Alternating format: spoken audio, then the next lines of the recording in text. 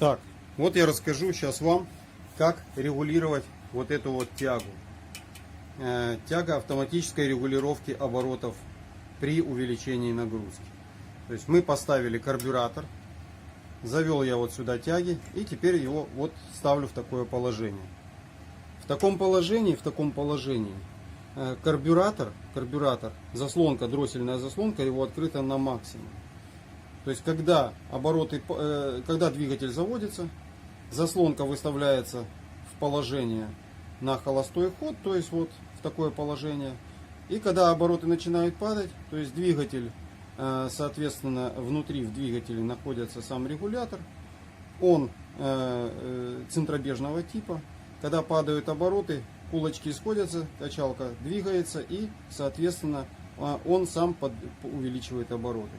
То есть, когда вы просто чистите карбюратор, разбираете, если вы не делаете разборку двигателя, ну даже если вы и делаете разборку двигателя, старайтесь вот этот регулятор не трогать. То есть не трогать, не откручивать вот эту гайку. Но если вы открутили, что вы делаете? Ну, во-первых, карбюратор у вас должен находиться вот в таком положении, то есть в положении открытой заслонки. Вы, придерживая вот эту тягу, откручиваете гайку и за вот этот сектор плоскогубцами начинаете выставлять ось. Придерживая вот это, выставляете ось по часовой стрелке, чтобы она уперлась в регулятор. После этого зажали, заводите двигатель.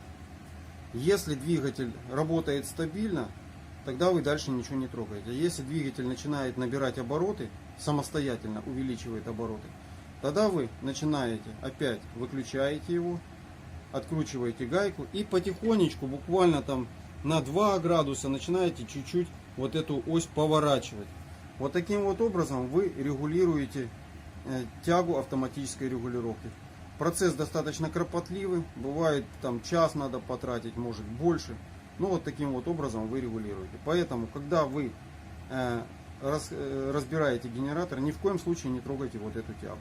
И ни в коем случае не заводите генератор, если у вас сняты вот эта вот пружина снята, в частности вот это, или снята тяга.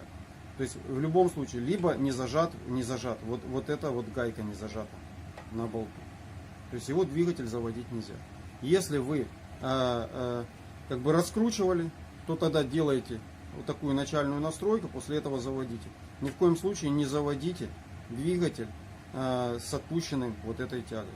Его просто может разлететься внутри сам регулятор, центробежный регулятор. Вот таким вот образом регулируется вот